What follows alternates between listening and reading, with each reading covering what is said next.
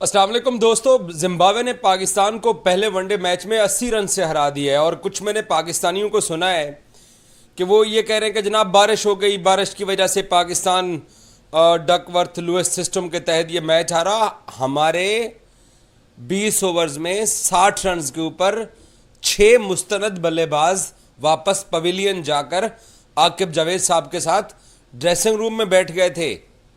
हमारी 6 विकेटें गिरी हैं 60 रन के ऊपर, वो भी जिम्बाब्वे के खिलाफ। और हमारा रन रेट कितना है?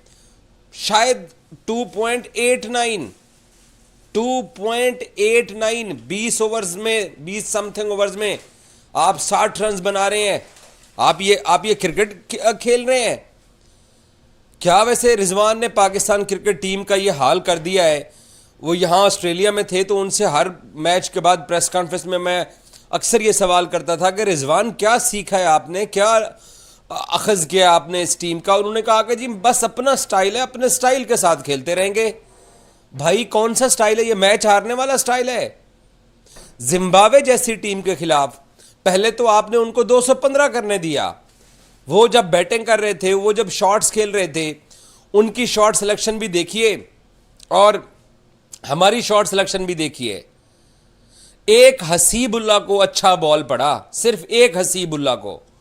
बाकी हमारे जितने भी बल्लेबाज हैं वो अपने उसी पुराने अंदाज के अंदर आउट हुए जो उनका हमेशा से अंदाज होता है। एक एक करके अगर आज हमारे इन सुपरस्टार्स जो फ्यूचर के सुपरस्टार्स हैं इनकी परफॉर्मेंस का जायजा लें।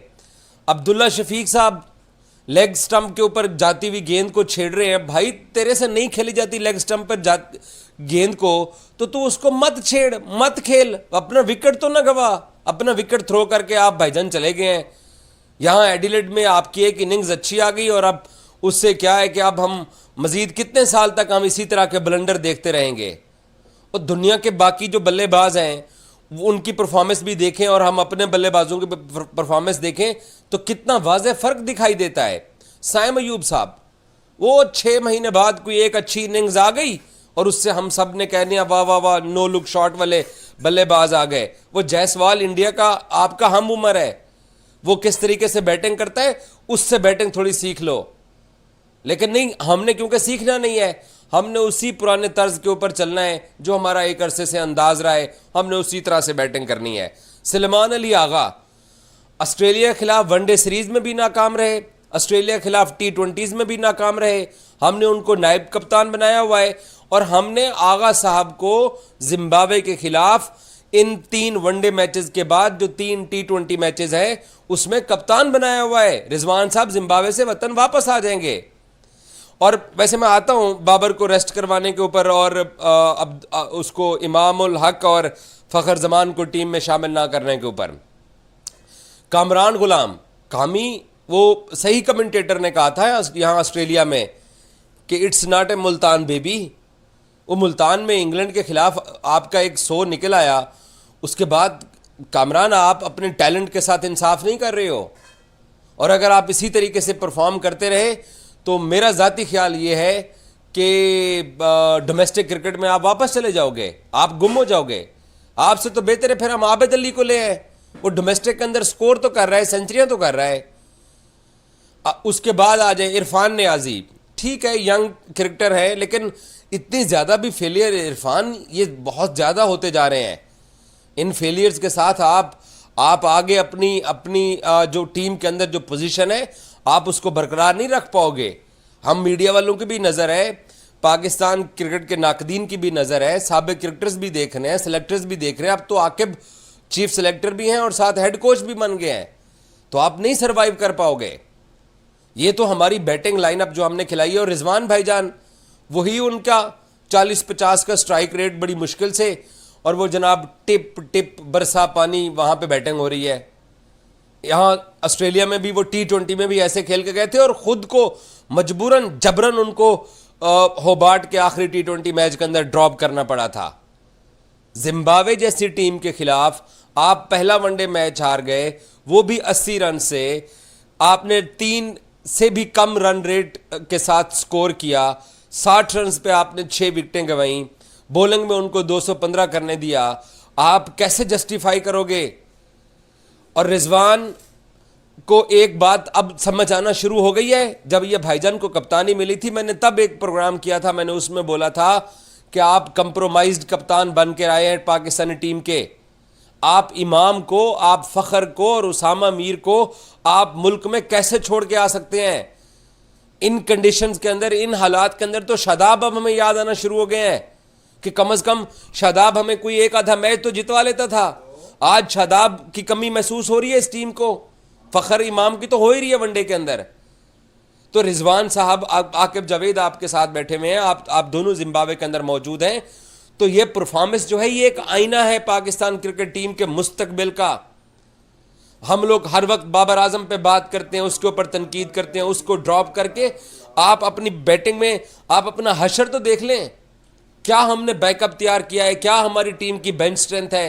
रिजवान यहाँ ऑस्ट्रेलिया में थे तो एक ही बात वो बार बार हम रिपोर्टर्स को समझाने की कोशिश करते थे कि वो स्ट्रेंथ अपनी सेट करने हैं, वो बेंच जो स्ट्रेंथ है उसको मजबूत करने की कोशिश कर रहे हैं और पाकिस्तान क्रिकेट के मुस्तकबिल की तरफ देख रहे हैं। भाईजान, मुझे ऐसा लग रहा है कि मुस्तकबिल जो है वो हमारा, मुझे तो तारीख लग रहा है। मैं सच बता रहा हूं आपको, मुझे तो मुस्तकबिल तारीख लग रहा है। जिस तरह की परफॉर्मेंस का तसलसल हमने बरकरार रखा है, ऑस्ट्रेलिया के जो 3 T20 मैचेस हम लगातार हारे हैं, वो वनडे की सीरीज की जीत के पीछे नहीं छुप सकते हैं। ऑस्ट्रेलिया का तो हाल आप लोगों ने देख लिया, उनके बॉलर्स का भी आपने इंडिया वाले पहले टेस्ट मैच के अंदर देख लिया, उनकी बल्लेबाजी का भी आपने हशर देख लिया। तो मैं तो ऑस्ट्रेलिया की वनडे की परफॉर्मेंस और जो उनके वनडे और टेस्ट के उनके सेम प्लेयर्स हैं, मैं तो अपनी वनडे की जीत ऑस्ट्रेलिया के डाउनफॉल के साथ अटैच करना चाहूंगा कि ऑस्ट्रेलिया का डाउनफॉल स्टार्ट हो चुका है। वो यहाँ पर्थ में भी स्ट्रगल कर रहे हैं, हमारे खिलाफ भी उनके यही प्लेयर थे। स्मिथ भी स्ट्रगल कर रहा था, मार्नस लबुशैन भी, हेजलवुड, मिचेल स्टार्क और पैट कमिंस, ये 5 लोग हमारे खिलाफ स्ट्रगल करते रहे, जो कि पर्थ में उनकी परफॉर्मेंस आपके सामने है। हमने कुछ नहीं सीखा, हम उल्टे कदमों पे चल रहे हैं। मोहम्मद रिजवान को पाकिस्तान क्रिकेट बोर्ड ने कप्तान बनाया था जीत के लिए। क्रिकेट में या स्पोर्ट्स के अंदर आपको जीत चाहिए होती है। किसी भी खेल में आप मैदान में जीत के लिए उतरते हैं। ये अच्छा खेल खेलने, तजर्बा करने, बेंच स्ट्रेंथ चेक करने, अपना बैकअप चेक करने, ये कोई नहीं उतरता, जीत के लिए आप उतरते हैं। और जीत लगातार 4 मैचेस आप यहां पे हार गए हैं, 4 मैचेस, ये कोई मजाक नहीं है। पाकिस्तान क्रिकेट के साथ हर दौर के अंदर सेलेक्टर आ जाएं, टीम डायरेक्टर्स आ जाएं, जो भी आते हैं तजर्बार करते जाते हैं। आपकी जब डोमेस्टिक के अंदर इतने गट्स नहीं है उन प्लेयर्स के अंदर, तो फिर आप अपने सीनियर्स को क्यों ड्रॉप कर रहे हो? अफसोस होता है मुझे जिन प्लेयर्स को मौका भी दिया। अस्सलाम दोस्तों, जिम्बाब्वे के हाथों पाकिस्तान पहला वनडे मैच 80 रन से हार गया है। ये डीएलएस लगा है, अभी 80 रन से हारा है। और मैं चाहता हूं कि ये बारिश हुई है तो शुक्र है कुछ इज्जत बची। वैसे इज्जत क्या बचनी है, 60 पर पाकिस्तान के 6 आउट हैं, वो पाकिस्तान जिसके 40 पर सिर्फ 2 आउट थे। और जिम्बाब्वे के खिलाफ आप खेल रहे हैं, फिर 58 पर आपके 6 आउट हो जाते हैं, यानी 4 बल्लेबाज महज 20 रन के ऊपर आउट हो रहे हैं। कहां पर? जिम्बाब्वे में, जिम्बाब्वे के खिलाफ। और एक दफा मुझे लगता है कि 40 ओवर में पाकिस्तान ने जो 200 तकरीबन 200 तक आउट किया जिम्बाब्वे को, वो भी शायद इस पिच पे या पाकिस्तान की बैटिंग को देख के लगता है कि ज्यादा हुआ। खासकर जो 8th नंबर के बल्लेबाज ने, रिचर्ड ने 48 रन किए 52 बॉल्स पर, 90 प्लस की उसकी स्ट्राइक रेट रही है। मुझे लगता है कि ये शायद पाकिस्तान को थोड़ा महंगा पड़ गया। मगर आप जिम्बाब्वे के खिलाफ मैच में भी ये निटी ग्रिटी को देखेंगे तो फिर मतलब क्रिकेट को पर हमें कुछ और ही सोचना पड़ेगा कि जिम्बाब्वे के खिलाफ भी हम सोचें कि हमारे ओपनिंग बल्लेबाज नहीं चले, हमारे मिडल ऑर्डर कोलैप्स कर गया, हमारे बॉलर्स ने डेथ ओवर में अच्छी, लाइक उनके जो टेल एंडर है उनको जल्दी आउट नहीं कर पाए, इसलिए हम हार गए। तो शायद ये वाला सोचने में भी थोड़ी शर्म आती है।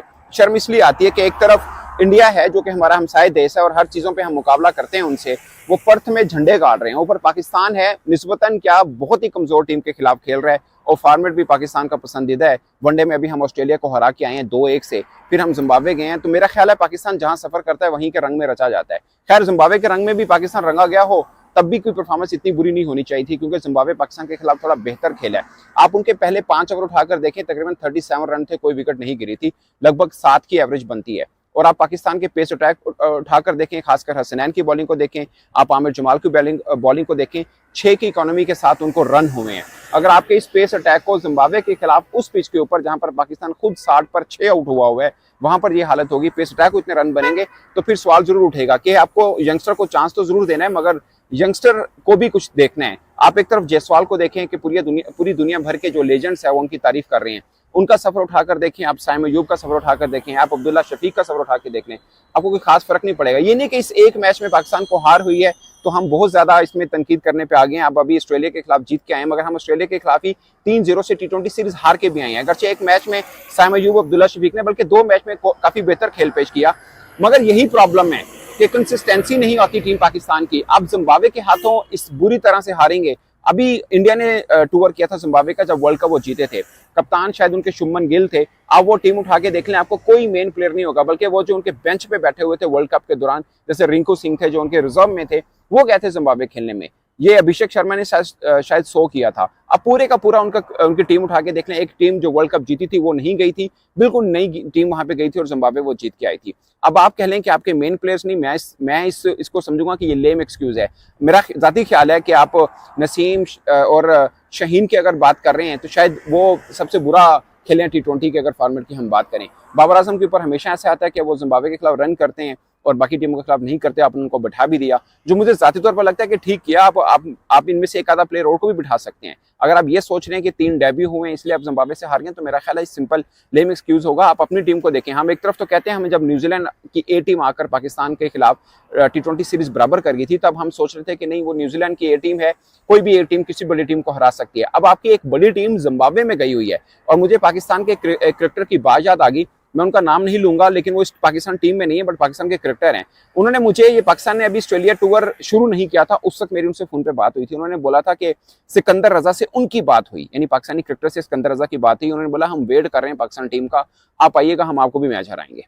हमने इरादा कर रखा है कि पाकिस्तान को हराना है, क्योंकि हर छोटी बड़ी टीम पाकिस्तान को हरा रही है, तो हम भी आपको छोड़ेंगे नहीं। ये पाकिस्तानी क्रिकेटर को कहा, मेरी पाकिस्तानी क्रिकेटर से बात हुई, उन्होंने बड़े हंस के मुझे बताया कि जिम्बाब्वे वाले भी ये इरादा रखते हैं, और उन्होंने ये इरादा अपने पहले मैच में ही कर दिखाया। अब क्या होगा, दूसरा मैच, तीसरा मैच हम देखेंगे कि 50-50 या कोई भी जीत सकता है, क्योंकि जिस तरह से आप हारे, एक होता है ना कोई फ्लूक लग जाना किसी टीम का, उन्होंने आपको हर तरह से हराया है। अगरचे उनका ओपनिंग अच्छा स्टार्ट था, उसके बाद पाकिस्तानी बॉलर्स ने अच्छा किया, खासकर फैसल अकरम ने अच्छी बॉलिंग की है, सलमान आगा ने अच्छी बॉलिंग की है। एक स्पिन ट्रैक के ऊपर शायद लग रहा है कि पाकिस्तान 3 पेस के साथ नहीं जाना चाहिए, खैर 2 पेस था, एक तो ऑलराउंडर कैटेगरी में आते हैं, एक शायद स्पिनर और ऐड ऑन कर लेना चाहिए था, but it's the end of the day, हम जो मर्जी बात कर लें, but start of the day आप सोच सकते हैं कि जिम्बाब्वे के खिलाफ भी आपको 11 इतने सोच समझ के उतारने हैं।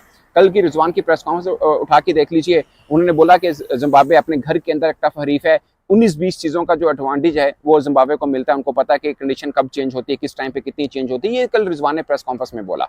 और आज आप देख लीजिए कि 80 रन, मुझे नहीं लगता कि आप जिम्बाब्वे से 80 रन की हार की उम्मीद आप छोड़िए, जिम्बाब्वे खुद रख रहा हो कि पाकिस्तान को हमने इतने मार्जिन से हराना है, तो इसके ऊपर अफसोस किया जा सकता है। और वही फैन जो अभी थोड़े से खुश हुए थे कि हमारी टीम वर्ल्ड कप के बाद चलो ऑस्ट्रेलिया में कुछ तो कर रही है, मुझे लगता है कि ऑस्ट्रेलिया खुद पछता रहा होगा कि हम किस टीम से वनडे सीरीज हार गए हैं, क्योंकि T20 तो उन्होंने हमें हराई और अपनी BC लेवल की टीम से हराई, सारे मेन प्लेयर्स उन्होंने इसमें बैठा दिए थे, 6 प्लेयर्स उन्होंने बैठाए थे। अभी भी जिम्बाब्वे की टीम मैंने देखा कि उसमें भी 2-3 प्लेयर उनके मेन नहीं है, उन्होंने भी कुछ यंगस्टर को चांस दिया। अगर आप ये सोच रहे हैं ना कि हमने 3 डेब्यूटेंट खिला दिए, उन्होंने भी दिया। वैसे डेब्यूटेंट क्या खिलाए आपने, फैसल अकरम को आप मान लेते हैं कि वो खेले हैं, अदरवाइज आमिर जमाल ऑस्ट्रेलिया के अंदर टेस्ट खेल के आए, वो ऐसा नहीं कि वो पहली दफा कोई उन्होंने पाकिस्तान की नुमाइंदगी कर रहे हैं, वो पहले दूसरे फॉर्मेट में तो खेले, बस वनडे में वो खेल रहे हैं उस तरह से। तो आप ये नहीं कह सकते कि वीडियो कैसे लगा दोस्तों, वीडियो पसंद आए तो लाइक कीजिए और सब्सक्राइब कीजिएगा दोस्तों, और कमेंट करके ज़रूर बताइएगा, पाकिस्तान के हार के बारे में बताइएगा दोस्तों। दरअसल पाकिस्तान वर्सेस जिम्बाब्वे का 3 ODI मैच खेला जाएगा, जिसमें पहला मैच आज खेला गया,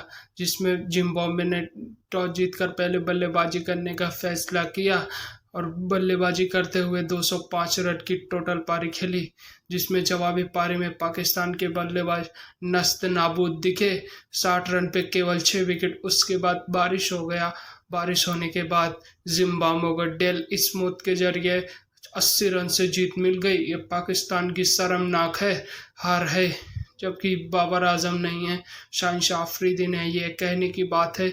सब PSL के सुपरस्टार गए थे जो उनको करारी हार मिली। इस हार से पाकिस्तान मीडिया पूरी तरीके से बौखला गया है। दोस्तों वीडियो अच्छा लगे तो लाइक कीजिए और सब्सक्राइब कीजिएगा दोस्तों।